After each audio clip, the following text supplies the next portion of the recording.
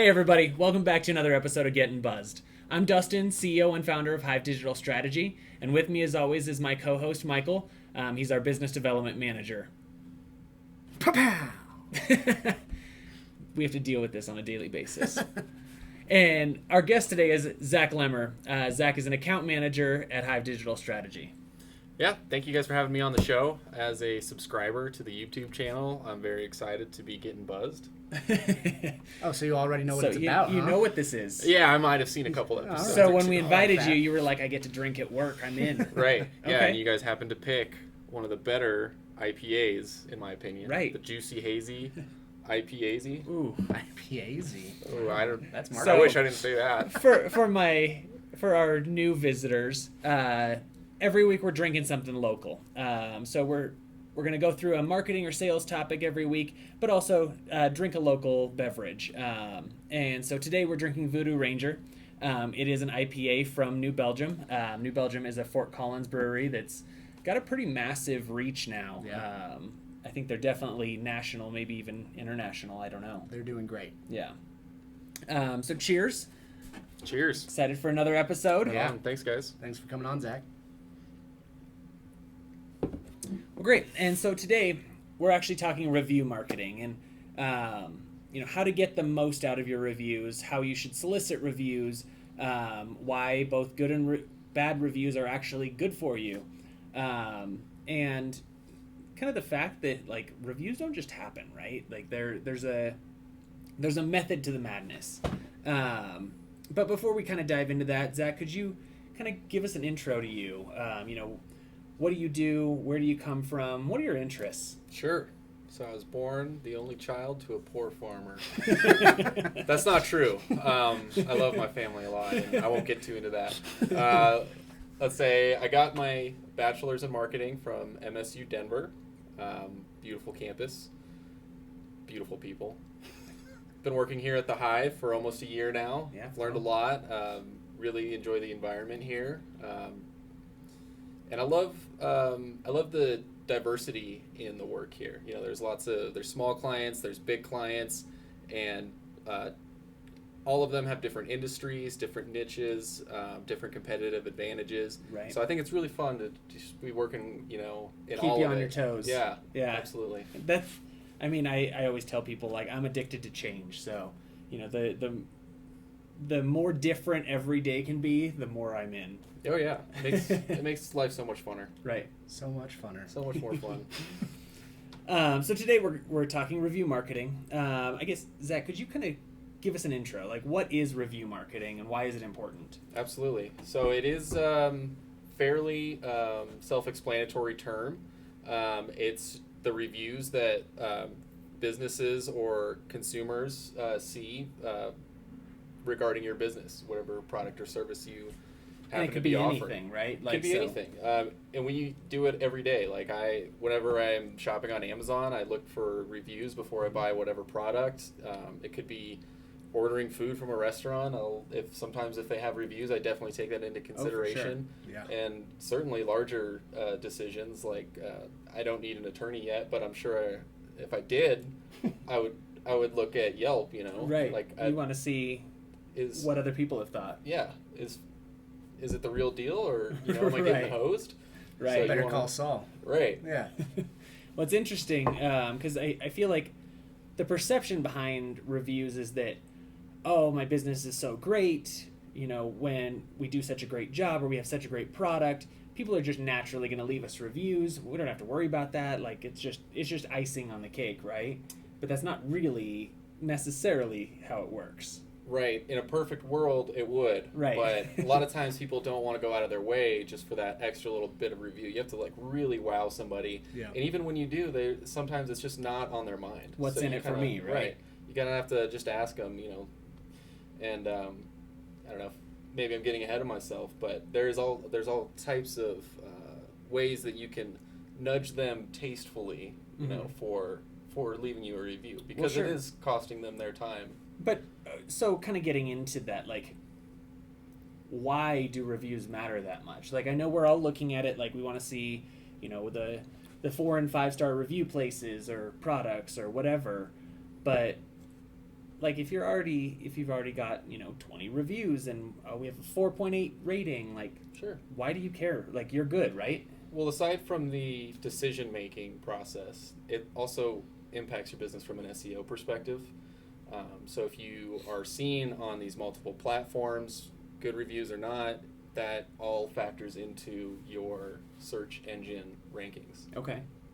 So from kind of that perspective then, like, is more better? Like you want a million reviews? Like is the goal? You want to just continue to get as many reviews as possible? Absolutely. But there is some nuance to it. You don't want to have a million reviews from 3 years ago and nothing after that. It's got to be consistently coming in, or else That's a good what point. happened. Like that Right. review from 3 years ago, your experience might be a lot different now. Like maybe Right. things have changed. Who knows? So that is definitely something to consider. Yeah, I think that's really interesting because I'll do that, and like I hadn't really considered that before. Is like, when I'm looking at a product or service, I'm looking at the reviews, and all of these all sound great.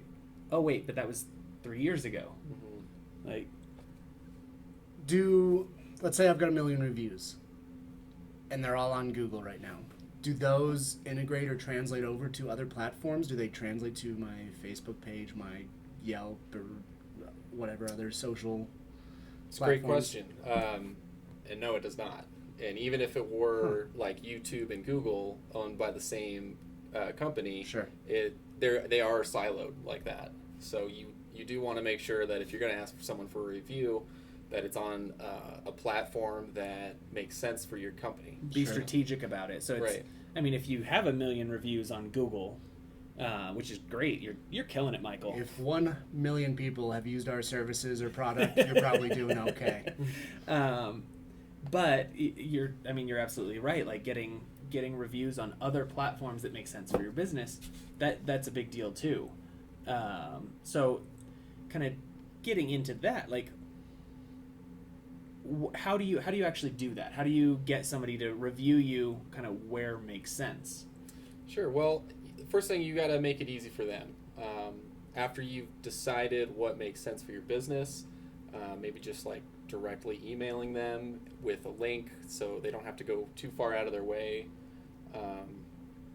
How do they? So there, I can see a lot of people making mistakes here, just with those links, because it's not just, hey, here's my Facebook link or here's my Facebook handle, right? It's, let's actually get the link to the review, like, so that when they click on that link, they're at the place to review. They don't have to go search that out, right? Right. Yeah. And that's across the board, right? So it's whether it's Yelp or it's Google or it's one of the million directories out there, like you want it to be something that they can just click on and review right away, right? Yeah, absolutely. And the sooner the better. So for a lot of service-focused companies, that's a little different because you want to be, have completed the job or been working with them for long enough that they're giving an honest review. Sure. So we're not going to ask a client to review us the day we sign them, right? Exactly. That makes sense. Yeah. But if we bought these microphones, Right. like, that's an opportunity, right? Absolutely. Right away. Yeah, you wouldn't need, you use it once and pretty Right. much. So. Okay, that's interesting. And maybe we should take a step back real quick and kind of talk about like the anatomy of a review and like why or what we should be looking for in a review. Yeah. So kind of what goes into a review and should you be giving kind of instructions to people you're asking for a review? I don't think that you want to give too much instruction. The only instructions I would give are, where we want you to leave us a review if you are so kind to do that. And that's obviously done through a link, so there's not a whole lot of information there. But you don't like want to threaten them and say, here's what you're writing. Depends. Don't But do yeah, that. so I guess the obvious things to consider are the rating, very important. It's a 1 to 5 star review, Sure. so 5 stars better than 1 star. Sure. That is important. Like Yeah. we actually had somebody for us that left us a 1-star review and said things were so great, and we had to go back to him and say, hey, like that means Thanks. something different. But no thanks. Yeah. It is, more stars is better. Right. So, okay, aside from the rating, I'd say the sample size. Okay. Think about how much more impactful it is to see this product that has 400 4-star reviews as opposed to this product that has 2 5-star reviews. Sure. And I'm just saying, like, that's the average. Yeah. Right. So obviously, it's going to weigh your decision greatly based on sample size. Right. Sure. The comments are also very important. If you're a company that's doing a review marketing campaign, you want to make sure that you're actively reading the comments and getting back to people online, just because there are people who are checking you out for a ton of things. It could just be like the product or service. It could be as specific as hiring, but it matters how you reply to people in the public forum, because review marketing also just comes down to you're being judged by other people, Right. So. Yeah, absolutely. And so one of the things that I see a lot is like businesses will kind of ignore the good reviews, right? Because they're just, oh, we're so good. Like, yeah, of course we're getting good reviews. That's just supposed to happen. But then will either lose their mind over a bad review, right? They got one bad review. They think their business is going under. The world is on fire. And that'll be the only one that they respond to. What's the best practice there? Yeah, I mean, even if it is the best review you could imagine, just saying something like, hey, thank you so much, goes a long way. Mm-hmm. And because I mean that's just going to show like you're involved, right? Like you care what people have to say about somebody's paying attention, right. And that says that's a big deal, yeah. right? Yeah. And so then talking to that like the world is on fire person, right? I've got 500 5-star reviews and I just got a 1-star review. My business is going under. The world is ending. What's the impact really of a 1-star review or a 2-star review that's not so great? Well, hopefully you have a large sample size, so it shouldn't affect you too much. Sure. Hey, I mean, if you have the 2 reviews, one's a 1-star, one's a 5-star, that hurts. Yeah, that's gonna hurt your average. Basic math, that's 3-star average. Yeah, that's not so good. Yeah.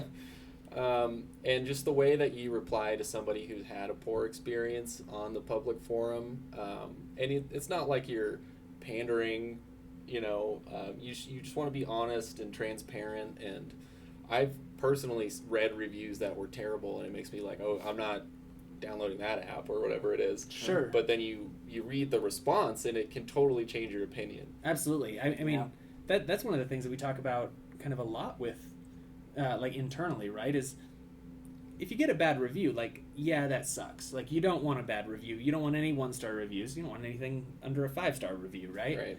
But it's the way you handle it. And so, like, I've seen ones that, you see the 1-star review and you're like, oh, that maybe I don't want this product.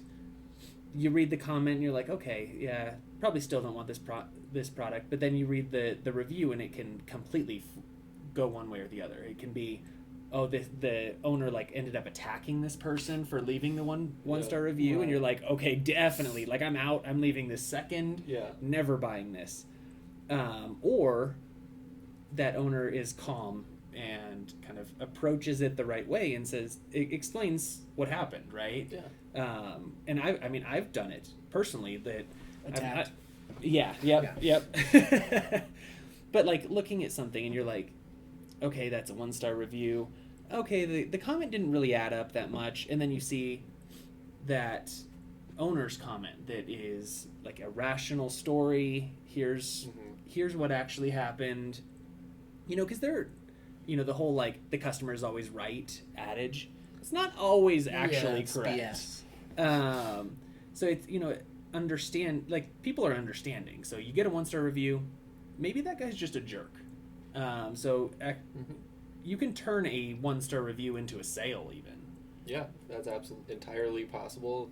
Happens all the time. Right. And I think what's more important with what's going to get you to making that transition into turning that review into a sale is not always saying like, here's what happened, like, oh, I have some excuse, but just saying we're going to make it right. Like, I'm sorry it didn't go like how we told you it would, but we're going to make it right. That's yeah, I think that's interesting too. Is, I mean, we're all human, right? Like, we make mistakes, especially Michael. True. You know, but we make mistakes, and like, that's gonna happen with any business. You're around long enough, you're gonna do something wrong. But I think, you know, that those simple words of, you know, I'm sorry. Yeah.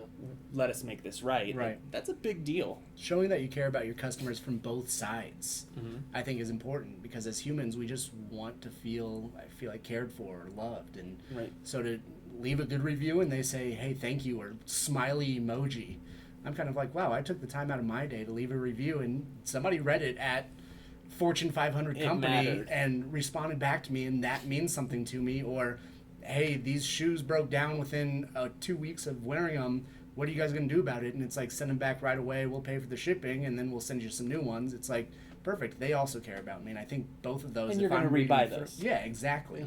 If the company shows that they care, both sides of the spectrum, as a consumer of the service or product, it just makes me so much more invested, so much more, you know, trusting of that company. Absolutely. And that's a big deal. Like, that's what review marketing is all about, right? Is building that trust. Right. Is, does the public trust you? Absolutely. And that's what your star rating is. Yeah, and then think about their whole network of people that they get the word of mouth out, you know, about you. Like, I don't know, it's just like that off page, almost off Right. the offline Yeah. like review. That marketing, you never know that happens. Yeah, that happens every day. Yeah. So, I mean, we talked about, you know, Michael's got 1 million reviews on Google, but most people don't. You know, how does somebody go about getting more reviews? Because like we talked about at the beginning, like, most people view reviews, or most companies view reviews as, oh, this is just going to happen. Like, it's an evergreen thing, right? We deliver a service, or we sell a product, people review us, rinse and repeat. But that's not. I mean, that happens, right? Like, people leave reviews without being solicited. But if you really want to change the game, or kind of move the business forward through reviews, like, how do you actually get people to start reviewing you? And like, what's the step? What are the steps there? Yeah, I mean, again, just keep it easy. Make it easy for them, because the more effort they have to put into it, the less likely it's going to be. And our that attention they'll, spans are like, zero. go through with it. Yeah. So, I mean, if it could be something like an email with a link, takes them right to the place that you wanted them to leave the review. Even something like offering an incentive, and nothing big. You know, we're not saying that you should bribe anybody. Just like a kind gesture for the time you put into leaving the review, good or bad. You know, like, it could be they had a terrible experience, but here's like a $5 Starbucks card, thank you, and, you know, we're gonna make it right. So. Yeah, I think that's interesting. Is, you know, I think a lot of businesses think of, like, oh, if I give an incentive for somebody to leave a review, I'm bribing them for a good review. But that's not really the case, right? Like, right. I mean, you're not offering them something insane, but you are saying, hey, we know you're taking time out of your valuable day. Just showing appreciation. Yeah, it's not, hey, leave us a good review and we'll give you this. It's just review your experience with us, and we'll send you a $5 gift card. Right. Okay. I mean, to me, the thing that you said that stands out is making it easy, right? Which I think is so important in almost everything you do in life, especially in sales or marketing. You want to have the lowest barrier to entry. So by sending that link that takes them right to the review page, and it's just like, okay, I click the 5 stars, done, bam. Or I click the 5 stars and I can leave 2 sentences right there. Right. It takes a minute out of their time, but it's so much easier, and you want that, you know, when you're creating a website, you want to have the best user experience. You want it to see, like, you buy here, you apply to the college here, you do whatever it is. Mm-hmm. You want to have that quick and easy button, and that's exactly what you want in your review marketing, because then you're going to get those. And then sure, if there's an incentive, great. But if not, as long as you're making it easy on them, that's the biggest thing. Yeah. Eliminate the friction. Yeah, exactly. Absolutely. And I will say that as far as product-based services go, or product-based companies, the sooner you can get the review, the better. Just because you want it to be, like, fresh on their mind, you know, with, like, those first impressions are still, like, there, and it's not, you don't want the shininess to wear off. Yeah, I mean, I bought a big water bottle off of Amazon, and Big spender. yeah, I mean it's Holy it's cow. a big one, all right. But I mean, like, and they immediately asked for a review. And Yeah. like, I mean, if they asked today, I'd be like, I don't. The honeymoon phase is gone. Yeah, I've had this for like 2 months now. I'm not leaving Right. a review. Like, It's a water bottle. right, Yeah. settle down. But I mean, a day or 2 days after you get the product or whatever it is, absolutely, You're like, pumped on it. yeah, you're excited about the whatever new product you got. Yeah. And so, what are some kind of steps that somebody can take today to start a review marketing campaign on their own? Well, I guess it starts with discovering or thinking through what platforms and directories make sense. You have to know where you're going to ask people to go leave a review. Yeah. Sure. And that's- then, Because there's so many, right? Like, it could be different for every business. Like, the Right. directories, I mean, Google pretty much makes sense for everyone. Sure. But that's because Google runs the world. Like, Yelp doesn't necessarily make sense for everyone. Sure. And, there's education-specific ones, and lawyers, and Home Advisor, and Right. Angie's List, and, there's Social so one, many of these. Like, so really, that makes sense, kind of Yeah. thinking through, okay, if I was a customer searching for my business, where am I looking? Mhm. Like, which review platforms am I going to be looking at? right, yeah, if you're a school, you want to be on great schools. If you're looking to hire somebody, you want to make sure you're on Glassdoor. So there's all sorts of variables to think through. Yeah. Right? But that's definitely where it starts, is just finding the right directories. And then it's as simple as sending that email that's got the link in it, offering an incentive if it's possible. Are you just sending to one, like, are you just sending them one directory link, or are you sending them a few? I would cap it at 3, but Okay. definitely you want to send a few. Yeah, you don't want to send them a list. Hey, leave us a review on these 30 Yeah. sites. Yeah, exactly. Okay, that makes sense. Give them a few different options. I know some of them, like, you have to have an account, log in, and all of those. So I think it probably makes sense to say, hey, here's a few options Sure. to leave that review. Yeah, and even saying that in the email, like, you don't have to do all 3 of these. If you could just pick one, Google or Facebook. right? Okay. And then, like, you kind of mentioned the incentive. Like, how do you kind of typically frame that so it doesn't sound like, hey, here's a bribe for a 5-star review. Right. Well, I mean, it's just really just a thank you. Like, hey, I know it's going to take you a second to fill this out, and we really appreciate your business.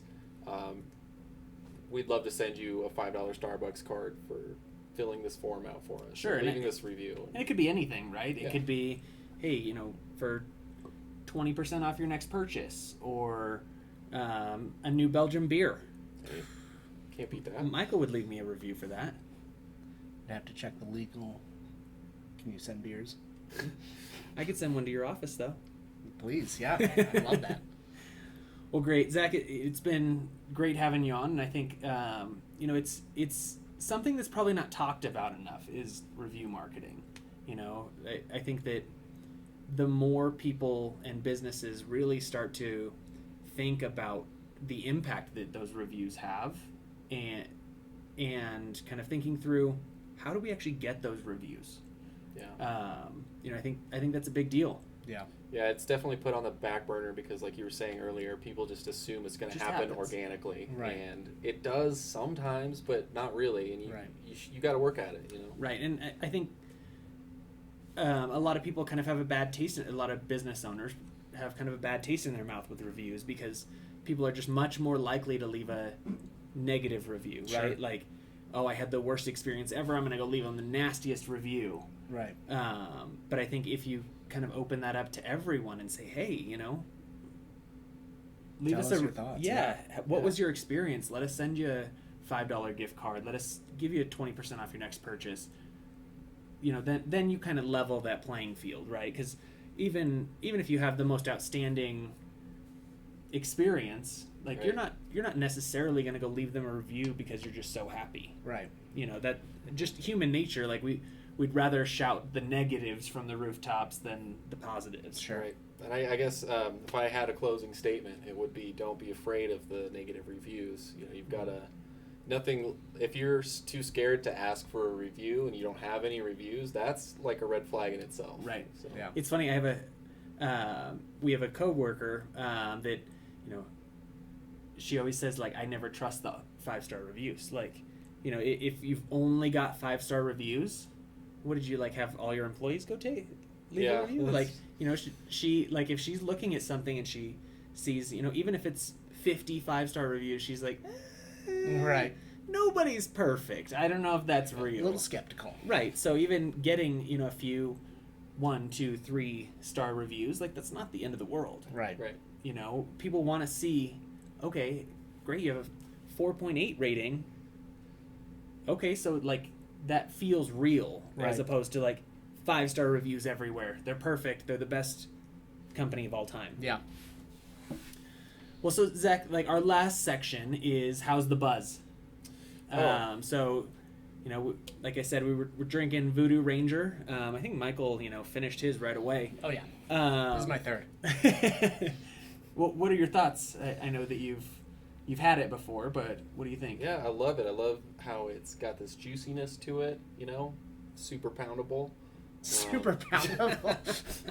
Yeah, I mean this thing is gone 5 seconds or less. It's if not- I wanted it. It's, Right. It's not Yeah. as heavy as You could have. Yeah. It's not as heavy as a normal. But it's also good IPA. sipping beer. Yeah. Yeah. So it's got flexibility. Yeah. Way to make a flexible It's whatever beer in you need Belgium. it to be. Leave a review. 1 through 5 stars. Yeah. Or else 4 stars. Oh. Just because I want it to look like Not too many 5 stars. Right. Sure, Yeah. sure. So you're doing New Belgium a favor with that. right. 'Cause And you're I'll- like, if I said 5 stars, that's probably all they got. I don't want it to look fake. right. I don't want to look like it was. You know, they didn't pay me to say that. you know. Right. But New they Belgium, could. you better respond to could. that review. Well, great.